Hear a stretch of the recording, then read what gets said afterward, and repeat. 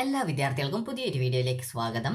ഈ വർഷത്തെ +1 +2 പരീക്ഷകൾ നടന്നുകൊണ്ടിരിക്കുകയാണ്. അപ്പോൾ വിദ്യാർത്ഥികൾക്ക് ഇനി +2 വിദ്യാർത്ഥികൾക്കുള്ള പരീക്ഷ എന്ന് പറയുന്നത് മാർച്ച് 17-ാം തീയതി, അതായത് തിങ്കളാഴ്ച, അതായത് ഇനി വരുന്ന തിങ്കളാഴ്ച മാത്തമാറ്റിക്സ്, പാർട്ട് 3 ലാംഗ്വേജസ്, അതുപോലെ സംസ്കൃത് ശാസ്ത്ര, അതുപോലെ തന്നെ സൈക്കോളജി, അതായത് സൈക്കോളജിയാണ് എന്നിവയാണ്. അതുപോലെ തന്നെ +1 വിദ്യാർത്ഥികൾക്കാണെങ്കിൽ ഇനിയുള്ള പരീക്ഷ, അത് ഇന്ന് പരീക്ഷയുണ്ട്. ഇതിന് ശേഷം 15-ാം തീയതി, മാർച്ച് 15-ാം തീയതി ശനിയാഴ്ചയാണ് പരീക്ഷയുള്ളത്. ശനിയാഴ്ച chemistry, history, Islamic history and culture, business studies, communicative English എന്നിവയാണ്. അപ്പോൾ വിദ്യാർത്ഥികൾ പ്രധാനമായിട്ടും ചോദിക്കുന്ന കാര്യമാണ്, വിദ്യാർത്ഥികൾക്ക് ഈ ഒരു +2 പരീക്ഷയിൽ ജയിക്കാനായിട്ട് എത്ര മാർക്ക് നേടണം, അതുപോലെ തന്നെ +1ന് എനിക്ക് ഇത്ര മാർക്ക് കിട്ടിയിട്ടുണ്ട്, അങ്ങനെയെങ്കിൽ +2ന് എത്ര മാർക്ക് കിട്ടിയാലാണ് ഒരു സബ്ജക്റ്റ്, അതായത് ഇത്ര മാർക്കുള്ള സബ്ജക്റ്റ് ജയിക്കുക. അതുപോലെ തന്നെ വിദ്യാർത്ഥികൾക്ക് സേ പരീക്ഷ ആർക്കൊക്കെ എഴുതാം, ഇംപ്രൂവ്മെൻറ്റ് പരീക്ഷ ആർക്കൊക്കെ എഴുതാം, അതുപോലെ എത്ര വിഷയങ്ങളാണ് ഈ ഒരു പരീക്ഷകൾ എഴുതാനായിട്ട് സാധിക്കുന്നത്, അതുപോലെ എക്സാം ഫീസ് എത്രയാണ്, എക്സാം രജിസ്ട്രേഷൻ എപ്പോഴാണ്, അതുപോലെ പരീക്ഷ എപ്പോഴാണ്, റിസൾട്ട് എപ്പോഴാണ്, ഈ ഒരു റിസൾട്ട് വന്ന ശേഷം പിന്നീട് ഡിഗ്രിയോ അല്ലെങ്കിൽ മറ്റ് അഡ്മിഷനുകളൊക്കെ എങ്ങനെയാണ് ഉണ്ടാവുക, ആ ഒരു അഡ്മിഷൻ കിട്ടാനൊക്കെ ബുദ്ധിമുട്ടായിരിക്കില്ലേ എന്നിങ്ങനെ വിദ്യാർത്ഥികൾക്ക് ഉണ്ടാകുന്ന എല്ലാവിധ സംശയങ്ങൾക്കുള്ള ഉത്തരങ്ങളും ഈ ഒരു വീഡിയോ വഴി മനസ്സിലാക്കാൻ സാധിക്കുന്നതാണ്. അപ്പോൾ വിദ്യാർത്ഥികൾക്ക് +1ന് ഒരു നിശ്ചിത മാർക്ക് ഉണ്ടെങ്കിൽ +2ന് വിദ്യാർത്ഥികൾക്ക് ജയിക്കാനായിട്ട് എത്ര മാർക്ക് നേടണം എന്നുള്ള കാര്യം നമുക്ക് നോക്കാം. അപ്പോൾ ഒരു വിദ്യാർത്ഥി പറഞ്ഞിരുന്നു, ആ ഒരു വിദ്യാർത്ഥിക്ക് +1ന് കെമിസ്ട്രിക്ക് 21 മാർക്കാണ് കിട്ടിയിട്ടുള്ളത്. കെമിസ്ട്രിക്ക് 21 മാർക്കാണ് കിട്ടിയിട്ടുള്ളത്. അപ്പോൾ അങ്ങനെയെങ്കിൽ ആ ഒരു വിദ്യാർത്ഥിക്ക് +2 പരീക്ഷയ്ക്ക് കിട്ടാൻ സാധ്യതയുള്ള മാർക്ക് 12 മാർക്ക് ആണെന്നാണ് പറഞ്ഞിട്ടുണ്ടായിരുന്നത്. അപ്പോൾ അങ്ങനെയെങ്കിൽ ആ ഒരു വിദ്യാർത്ഥി ജയിക്കുമോ അല്ലെങ്കിൽ ജയിപ്പിക്കുമോ എന്നുള്ളത് വിദ്യാർത്ഥികൾ ചോദിച്ച ഒരു പ്രധാനപ്പെട്ട ഒരു സംശയമാണ്. അപ്പോൾ നമുക്ക് ഈ ഒരു കാര്യത്തിലേക്ക് വരാം. അപ്പോൾ വിദ്യാർത്ഥികൾ പ്രധാനമായിട്ടും ശ്രദ്ധിക്കേണ്ട കാര്യം എന്ന് പറയുന്നത്, 60 മാർക്കിന്റെ സബ്ജക്റ്റിൽ നിങ്ങൾക്ക് ജയിക്കണമെങ്കിൽ ഒന്നുകിൽ നിങ്ങൾക്ക് ഓരോ വർഷവും 18 മാർക്ക് വെച്ചിട്ട് എഴുത്ത് പരീക്ഷയിൽ വാങ്ങിക്കാം, അതല്ലെങ്കിൽ +1ലെയും +2ലെയും TE മാർക്ക് കൂട്ടിയിട്ട് 36 മാർക്ക് കിട്ടിയാൽ മതി. ഇനി അതേ സമയം തന്നെ 80 മാർക്കിന്റെ സബ്ജക്റ്റ് ആണെങ്കിൽ നിങ്ങൾക്ക് ഒന്നുകിൽ 24 മാർക്ക് വെച്ച് ഓരോ വർഷവും വാങ്ങിച്ചിട്ട് ജയിക്കാം. ഇനി അതല്ലെങ്കിൽ 2 വർഷത്തെ എഴുത്ത് പരീക്ഷയുടെ മാർക്ക് കൂട്ടുന്ന സമയത്ത്, അതായത് TE മാർക്ക് കൂട്ടുന്ന സമയത്ത് 48 മാർക്ക് കിട്ടിയാൽ മതിയാകും. അപ്പോൾ ഇങ്ങനെ നിങ്ങൾക്ക് കിട്ടിക്കഴിഞ്ഞാൽ നിങ്ങൾ ആ ഒരു സബ്ജക്റ്റ് ജയിക്കുന്നതാണ്. ഇനി അതല്ല, ഇതിലും മാർക്ക് കുറവാണെങ്കിലും അങ്ങനെയുള്ള വിദ്യാർത്ഥികൾക്ക് ഗ്രേസ് മാർക്ക് ഉണ്ട് എങ്കിൽ ഗ്രേസ് മാർക്കിൻ്റെ ആ ഒരു സപ്പോർട്ട് ഉള്ളത് കൊണ്ട് വിദ്യാർത്ഥികൾ സബ്ജക്റ്റ് ജയിക്കും. അപ്പോൾ വിദ്യാർത്ഥികൾക്ക് ഈ ഒരു രീതിയിൽ ഗ്രേസ് മാർക്ക് എത്രത്തോളം ഉണ്ടോ അതിനനുസരിച്ച് ആ ഒരു വിദ്യാർത്ഥി ഓരോ സബ്ജക്റ്റ് ജയിക്കാനുള്ള സാധ്യത കൂടുന്നതാണ്. ആദ്യം തന്നെ നിങ്ങൾ ഫെയിൽഡ് ആവാൻ സാധ്യതയുള്ള സബ്ജക്റ്റുകൾക്കാണ് ഈ ഒരു ഗ്രേസ് മാർക്ക് നൽകുന്നത്. അപ്പോൾ അതുകൊണ്ട് തന്നെ വിദ്യാർത്ഥികൾ ജയിക്കാനുള്ള സാധ്യത ഉണ്ടാകും ഈ ഒരു രീതിയിൽ മാർക്ക് കിട്ടുകയാണെങ്കിൽ. അപ്പോൾ ഇനി വിദ്യാർത്ഥികൾ ശ്രദ്ധിക്കേണ്ടത്, നിങ്ങൾക്ക് +1ന് ഇത്ര മാർക്ക് കിട്ടിയിട്ടുണ്ടെങ്കിൽ +2ന് ജയിക്കാൻ എത്ര മാർക്ക് നേടണം എന്നുള്ള കാര്യം നമുക്ക് നോക്കാം. 60 മാർക്കിൽ 2 വർഷം കൂടി ജയിക്കാനായിട്ട് 36 മാർക്ക് നിങ്ങൾക്ക് വേണം എന്ന് നിങ്ങളോട് പറഞ്ഞു. അപ്പോൾ അങ്ങനെയെങ്കിൽ നിങ്ങൾക്ക് 60 മാർക്കിന്റെ സബ്ജക്റ്റിൽ +2ന് ജയിക്കാനായിട്ട്, +1ന് ഇത്ര മാർക്ക് കിട്ടിയിട്ടുണ്ടെങ്കിൽ +2ന് ജയിക്കാനായിട്ട് എത്ര മാർക്ക് നേടണം എന്നുള്ള കാര്യം നോക്കാം. നേരത്തെ പറഞ്ഞതുപോലെ കെമിസ്ട്രിയുടെ ഉദാഹരണം എടുക്കാം. കെമിസ്ട്രിയിൽ ഒരു വിദ്യാർത്ഥിക്ക് +1ന് 21 മാർക്കാണ് കിട്ടിയത് എങ്കിൽ +2ന് ജയിക്കാനായിട്ട് വേണ്ട മാർക്ക് എന്ന് പറയുന്നത് ഈ ഒരു 36ൽ നിന്നും 21 മാർക്കിനെ കുറച്ചാൽ കിട്ടുന്നതാണ് +2ന് ജയിക്കാൻ വേണ്ട ഏറ്റവും കുറഞ്ഞ മാർക്ക് എന്ന് പറയുന്നത്. അപ്പോൾ 36ൽ നിന്നും ഈ ഒരു 21 മാർക്ക് കുറച്ച് കഴിഞ്ഞാൽ നിങ്ങൾക്ക് കിട്ടുന്ന ഉത്തരം എന്ന് പറയുന്നത്, അതായത് 15 മാർക്കാണ്. അപ്പോൾ 15 മാർക്ക് നിങ്ങൾക്ക് കിട്ടിയിട്ടുണ്ടെങ്കിൽ മാത്രമാണ് 36 മാർക്ക് വിദ്യാർത്ഥികൾക്ക് കിട്ടുള്ളൂ. അപ്പോൾ ഈ ഒരു രീതിയിൽ 15 മാർക്ക് +2ന് കിട്ടിയിട്ടുണ്ടെങ്കിൽ ആ ഒരു വിദ്യാർത്ഥി +2 പരീക്ഷ ജയിക്കുള്ളൂ. ഇനി അതേസമയം 80 മാർക്കിൻ്റെ വിഷയത്തിൽ ആണെങ്കിൽ 80 മാർക്കിൽ ജയിക്കാനായിട്ട് 48 മാർക്കാണ് വേണ്ടത്. അപ്പോൾ 48 മാർക്കിൽ നിന്നും നിങ്ങൾക്ക് +1ന് എത്ര മാർക്കാണോ കിട്ടിയത്, +1ന് എത്ര മാർക്കാണോ 80 മാർക്കിൻ്റെ സബ്ജക്റ്റിൽ കിട്ടിയത്, അതിനെ കുറച്ച് കഴിഞ്ഞാൽ നിങ്ങൾക്ക് ജയിക്കാനായിട്ട് എത്ര മാർക്ക്, കുറഞ്ഞ മാർക്ക് ജയിക്കാനായിട്ട് നിങ്ങൾക്ക് വേണം എന്നുള്ളത് അറിയാനായിട്ട് സാധിക്കുന്നതാണ്. അപ്പോൾ ഏറ്റവും കുറഞ്ഞ മാർക്ക് നിങ്ങൾക്ക് എത്രത്തോളം ജയിക്കാനായിട്ട് ആവശ്യമാണ് എന്നുള്ളത് നിങ്ങൾക്ക് ഇതുവഴി നിങ്ങൾക്ക് സിമ്പിളായിട്ട് കണ്ടുപിടിക്കാം. അതായത് 60 മാർക്കിൻ്റെ വിഷയം ആണെങ്കിൽ 36 മാർക്കിൽ നിന്നും +1ന് കിട്ടിയ മാർക്ക് എത്രയാണോ ആ ഒരു മാർക്ക് കുറച്ച് കഴിഞ്ഞാൽ നിങ്ങൾക്ക് ജയിക്കാൻ വേണ്ട ഏറ്റവും കുറഞ്ഞ മാർക്ക് നിങ്ങൾക്ക് അറിയാൻ സാധിക്കും. അതുപോലെ 80 മാർക്കിൻ്റെ സബ്ജക്റ്റ് ആണെങ്കിൽ 48 മാർക്കിൽ നിന്നും +1ന് കിട്ടിയ മാർക്ക് എത്രയാണോ അതിനെ കുറച്ച് കഴിഞ്ഞാൽ, എഴുത്ത് പരീക്ഷയിൽ കിട്ടിയ മാർക്ക് എത്രയാണോ അതിനെയാണ് കുറയ്ക്കേണ്ടത്. അപ്പോൾ അതിനെ കുറച്ച് കഴിഞ്ഞാൽ ജയിക്കാൻ വേണ്ട മാർക്ക് കിട്ടുന്നതാണ്. ഇനി നമുക്ക് നേരത്തെ ആ ഒരു കാര്യം നോക്കാം. ഒരു വിദ്യാർത്ഥിക്ക് കെമിസ്ട്രിയിൽ +1ന് 21 മാർക്കാണ് കിട്ടിയിട്ടുള്ളത്. എന്നാൽ +2ന് കിട്ടാനുള്ള സാധ്യത എന്ന് പറയുന്നത് 12 മാർക്കാണെങ്കിൽ ആ ഒരു വിദ്യാർത്ഥി ആ ഒരു സബ്ജക്റ്റ് ഫെയിൽഡ് ആവുന്നതായിരിക്കും. കാരണം 21ഉം 12ഉം കൂട്ടുന്ന സമയത്ത് ടോട്ടൽ കിട്ടുന്ന സമയത്ത് 33 മാർക്കാണ് കിട്ടുക. ജയിക്കാനായിട്ട് നിങ്ങൾക്കറിയാം 36 മാർക്ക് വേണം, 3 മാർക്കിൻ്റെ കുറവുണ്ട്. അപ്പോൾ നിങ്ങൾക്ക് +2ൻ്റെ പേപ്പർ വാല്യുവേഷൻ ചെയ്യുന്ന സമയത്ത് ഈ ഒരു കെമിസ്ട്രിയും അതുപോലെ ഫിസിക്സ്, മാത്സ് എന്നിവയ്ക്കൊക്കെ ഡബിൾ വാല്യുവേഷനാണ് ഉണ്ടാവുക. കാരണം എഞ്ചിനീയറിംഗിൻ്റെ റാങ്ക് ലിസ്റ്റ് തയ്യാറാക്കുന്നതിലേക്കായിട്ടാണ് ഈ ഒരു കെമിസ്ട്രി, ഫിസിക്സ്, മാത്സ് എന്നിവയുടെ മാർക്ക് പരിഗണിക്കുന്നത്. അതുകൊണ്ടാണ് ഈ ഒരു പേപ്പേഴ്സ് ഡബിൾ വാല്യുവേഷൻ ചെയ്യുന്നത്. ഡബിൾ വാല്യുവേഷൻ കൊണ്ട് ഉദ്ദേശിക്കുന്നത് വിദ്യാർത്ഥികളുടെ പേപ്പർ ഒന്നിലധികം ടീച്ചേഴ്സ് വാല്യുവേഷൻ ചെയ്യും എന്നുള്ളതാണ്. അതായത് നിങ്ങളുടെ പേപ്പർ ഈ ഒരു ടീച്ചർ വാല്യുവേഷൻ ചെയ്യും, അതിനുശേഷം മറ്റൊരു ടീച്ചർ കൂടി വാല്യുവേഷൻ ചെയ്യും. ഈ ഒരു 2 ടീച്ചേഴ്സ് വാല്യുവേഷൻ ചെയ്തിട്ട് നിങ്ങൾക്ക് നൽകിയ മാർക്ക് 10% ഡിഫറൻസ് ഉണ്ടാവുകയാണെങ്കിൽ മൂന്നാമതായിട്ട് മറ്റൊരു ടീച്ചർ കൂടി വാല്യുവേഷൻ ചെയ്യും. അങ്ങനെ ഏറ്റവും അവസാനത്തെ ടീച്ചർ വാല്യുവേഷൻ ചെയ്തിട്ട് നിങ്ങൾക്ക് എത്ര മാർക്കാണോ നൽകുന്നത് അതായിരിക്കും നിങ്ങളുടെ മാർക്കായിട്ട് കൺസിഡർ ചെയ്യുക. ഇതിനെയാണ് ഡബിൾ വാല്യുവേഷൻ എന്നതുകൊണ്ട് ഉദ്ദേശിക്കുന്നത്. അപ്പോൾ ഫിസിക്സ്, കെമിസ്ട്രി, അതുപോലെ തന്നെ മാത്സ് എന്നിവയ്ക്ക് മാത്രമാണ് ഡബിൾ വാല്യുവേഷൻ ഉള്ളത്. ബാക്കിയുള്ള വിഷയങ്ങൾക്ക് ഡബിൾ വാല്യുവേഷൻ ഇല്ല.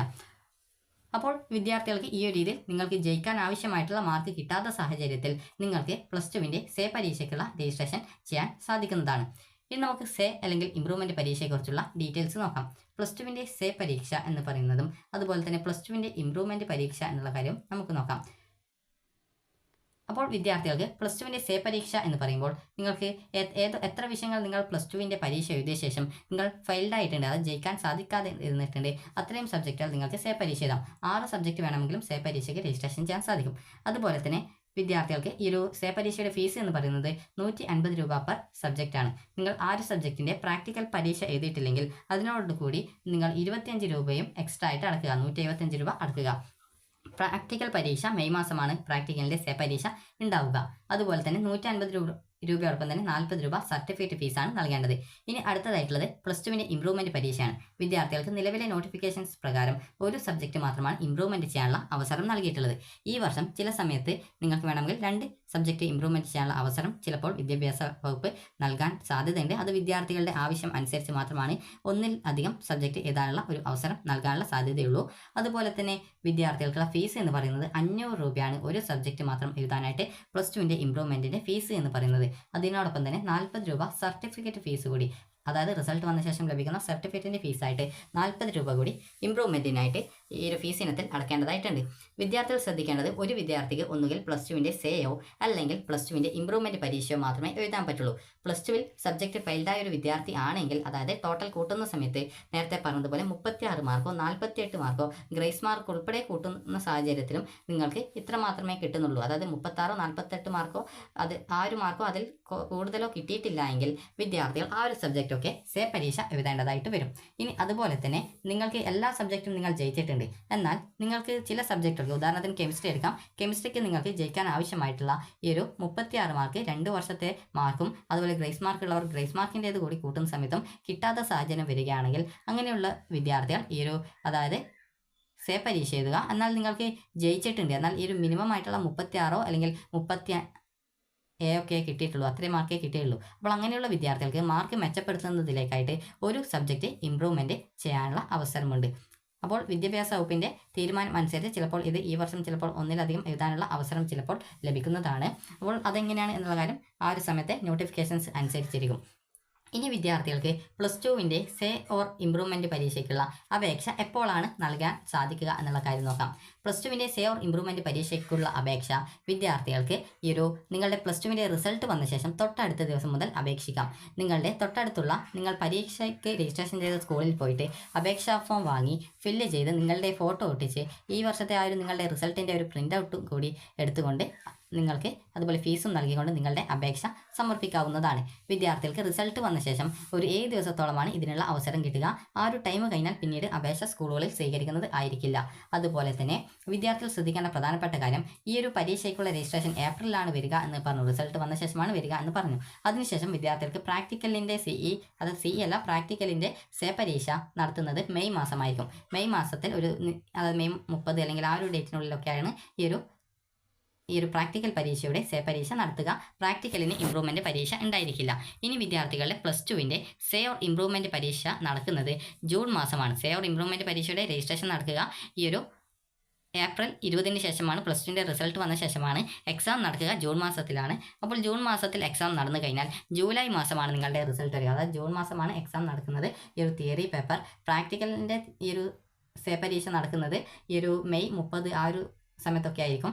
അതുപോലെ തന്നെ നിങ്ങൾക്ക് ജൂൺ മാസത്തിലാണ് പരീക്ഷ നടക്കുക. ജൂലൈ അവസാന വീക്കോടെ, അതായത് ജൂലൈ ഏകദേശം 20-ന് ശേഷമൊക്കെ ആയിരിക്കും നിങ്ങളുടെ ഈ ഒരു സേ പരീക്ഷയുടെ റിസൾട്ട് വരുന്നത്.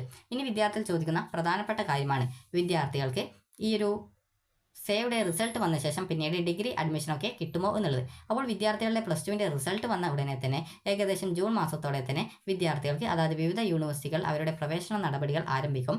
ഏകദേശം 30 ദിവസം, അതായത് 1 മാസമാണ് ഈ ഒരു യൂണിവേഴ്സിറ്റിയുടെ ഡിഗ്രിയുടെ നോട്ടിഫിക്കേഷൻ വന്ന ശേഷം ആ ഒരു അപേക്ഷ സമർപ്പിക്കാനായിട്ട് കിട്ടുക. അതുപോലെ തന്നെ +2 റിസൾട്ട് വന്ന ശേഷമായിരിക്കും കീമിൻ്റെയും അതുപോലെ തന്നെ നീറ്റിൻ്റെയും വെബ്സൈറ്റിലൊക്കെ +2വിൻ്റെ മാർക്ക് അപ്ഡേറ്റ് ചെയ്ത് കൊടുക്കാനുള്ള അവസരം ഉണ്ടാവുക. അപ്പോൾ അതുകൊണ്ട് തന്നെ നിങ്ങൾക്ക് ചില അഡ്മിഷൻസൊക്കെ ആ ഒരു സമയത്ത് നഷ്ടപ്പെടാനുള്ള സാധ്യതയുണ്ട്. എന്നാൽ വിദ്യാർത്ഥികൾക്ക് ഈ ഒരു ഡിഗ്രി പ്രവേശനത്തിനായിട്ട് പിന്നീട് ലൈറ്റ് രജിസ്ട്രേഷൻ എന്നുള്ള രീതിയിൽ ഒരു രജിസ്ട്രേഷൻസ് വിവിധ യൂണിവേഴ്സിറ്റികൾ നടത്തും. അപ്പോൾ ആ ഒരു സമയത്ത് വിദ്യാർത്ഥികൾക്ക് രജിസ്ട്രേഷൻ ചെയ്ത് ഡിഗ്രി അഡ്മിഷൻ നേടാൻ സാധിക്കുന്നതാണ്. എന്നാൽ കീമിൻ്റേത് നിങ്ങൾക്ക് പിന്നീട് ഒരു തവണ കൂടി നിങ്ങൾക്ക് ചില സമയത്ത് അവസരം നൽകും. ഈ വർഷം ആ ഒരു രീതിയിൽ അവസരം നൽകിയിട്ടുണ്ടായിരുന്നു. എന്നാൽ അതായത് ഈ ഒരു 2025 വർഷത്തെ ഈ ഒരു എഞ്ചിനീയറിംഗ് പ്രവേശനത്തിൻ്റെ ആ ഒരു പരീക്ഷയ്ക്ക് ശേഷം വിദ്യാർത്ഥികൾക്ക് ഈ ഒരു രീതിയിലുള്ള അവസരം കിട്ടും. കാരണം ഈ റാങ്ക് ലിസ്റ്റ് തയ്യാറാക്കി പിന്നീട് സീറ്റ് വരുന്ന സാഹചര്യത്തിലാണ് പിന്നീട് ഈ ഒരു പരീക്ഷ എഴുതി നേരത്തെ അക്കാദമിക് യോഗ്യത നേടാത്ത വിദ്യാർത്ഥികൾക്ക് അക്കാദമിക് യോഗ്യത നേടിയിട്ടുണ്ടെങ്കിൽ വീണ്ടും അപേക്ഷ നൽകാനുള്ള ഒരു അവസരം നൽകുന്നത്.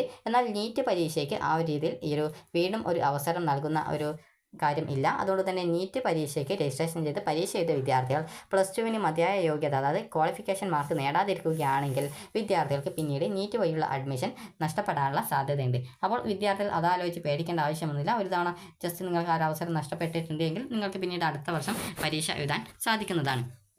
ഇനി വിദ്യാർത്ഥികൾ ചോദിക്കുന്ന പ്രധാനപ്പെട്ട കാര്യമാണ് +2വിൻ്റെ കെമിസ്ട്രി പരീക്ഷ ടഫായിരുന്നു, അതുകൊണ്ട് തന്നെ ആ ഒരു പരീക്ഷ നന്നായിട്ട് എഴുതാൻ പറ്റിയിട്ടില്ല. അങ്ങനെയുള്ള വിദ്യാർത്ഥികൾക്ക് +1ൻ്റെ കെമിസ്ട്രി പരീക്ഷ എഴുതാനായിട്ട് പറ്റുമോ എന്നുള്ളത്. വിദ്യാർത്ഥികൾ ശ്രദ്ധിക്കേണ്ട പ്രധാനപ്പെട്ട കാര്യം എന്ന് പറയുന്നത് നിങ്ങൾ ഒന്നുകിൽ +2വിൻ്റെ കമ്പാർട്ട്മെൻറ്റൽ വിഭാഗത്തിൽ കെമിസ്ട്രി പരീക്ഷയ്ക്ക് രജിസ്ട്രേഷൻ ചെയ്ത ഒരു വിദ്യാർത്ഥിയാണെങ്കിൽ നിങ്ങൾക്ക് +1ൻ്റെ കെമിസ്ട്രി പരീക്ഷ കമ്പാർട്ട്മെൻറ്റൽ വിഭാഗത്തിൽ തന്നെയായിട്ട് എഴുതാൻ സാധിക്കുന്നതാണ്. കാരണം +1ൻ്റേത് അല്ലെങ്കിൽ +2വിൻ്റേത് ആ ഏതെങ്കിലും ഒരു പരീക്ഷ കമ്പാർട്ട്മെൻറ്റൽ വിഭാഗം വിദ്യാർത്ഥി രജിസ്ട്രേഷൻ ചെയ്താൽ 2 വർഷത്തെ പരീക്ഷകൾക്ക് ആ ഒരു വിദ്യാർത്ഥി രജിസ്റ്റേർഡ് ചെയ്യപ്പെടും. ഇനി വിദ്യാർത്ഥികൾ +2വിൻ്റെ കെമിസ്ട്രി പരീക്ഷ ചെയ്ത വിദ്യാർത്ഥികൾ +1ൻ്റെ ഇമ്പ്രൂവ്മെൻറ്റ് പരീക്ഷയിൽ കെമിസ്ട്രി പരീക്ഷയ്ക്ക് നിങ്ങൾ ഇമ്പ്രൂവ്മെൻറ്റ് കൊടുത്തിട്ടുണ്ടെങ്കിൽ ഇമ്പ്രൂവ്മെൻറ്റ് പരീക്ഷയ്ക്ക് അപേക്ഷിച്ചിട്ടുണ്ടെങ്കിൽ അങ്ങനെയുള്ള വിദ്യാർത്ഥികൾക്കും ഈ ഒരു +1ൻ്റെ കെമിസ്ട്രി പരീക്ഷ ഇമ്പ്രൂവ്മെൻറ്റ് ആയിട്ട് എഴുതാൻ സാധിക്കും. എന്നാൽ അപേക്ഷ സമർപ്പിക്കാത്ത വിദ്യാർത്ഥികൾക്ക് ഈ ഒരു പരീക്ഷ +1ൻ്റെ കെമിസ്ട്രി പരീക്ഷ എഴുതാനായിട്ട് സാധിക്കുന്നതല്ല. അപ്പോൾ വിദ്യാർത്ഥികൾക്ക് ഈ ഒരു കാര്യം മനസ്സിലായിട്ടുണ്ടാകും. നിങ്ങൾ +1ൻ്റെ കെമിസ്ട്രി പരീക്ഷയ്ക്ക് ഇമ്പ്രൂവ്മെൻ്റ് ആയിട്ട് രജിസ്ട്രേഷൻ ചെയ്തിട്ടുണ്ടെങ്കിലോ അല്ലെങ്കിൽ +2 കെമിസ്ട്രി പരീക്ഷയ്ക്ക് കമ്പാർട്ട്മെൻറ്റൽ വിഭാഗത്തിൽ രജിസ്ട്രേഷൻ ചെയ്ത വിദ്യാർത്ഥികളുടെ +1 +2 പരീക്ഷയ്ക്കുള്ള രജിസ്ട്രേഷൻ ആ ഒരു സബ്ജക്റ്റിൻ്റേത് ചെയ്യപ്പെടും. അങ്ങനെയുണ്ടെങ്കിൽ അങ്ങനെയുള്ള വിദ്യാർത്ഥികൾക്കും ഈ ഒരു പരീക്ഷ എഴുതാൻ സാധിക്കും. എന്നാൽ ഈ ഒരു ഇമ്പ്രൂവ്മെൻറ്റോ അല്ലെങ്കിൽ കമ്പാർട്ട്മെൻറ്റൽ വിഭാഗത്തിലായിട്ടോ കെമിസ്ട്രി പരീക്ഷ രജിസ്ട്രേഷൻ ചെയ്യാത്ത വിദ്യാർത്ഥികളോ അല്ലെങ്കിൽ +1 ഇമ്പ്രൂവ്മെൻറ്റിന് അപേക്ഷിക്കുകയും എന്നാൽ കെമിസ്ട്രി പേപ്പറിന് രജിസ്ട്രേഷൻ ചെയ്യാത്ത വിദ്യാർത്ഥികൾക്കും ഈ ഒരു പരീക്ഷ അതായത് +1ൻ്റെ കെമിസ്ട്രി പരീക്ഷ എഴുതാൻ സാധിക്കുന്നതല്ല.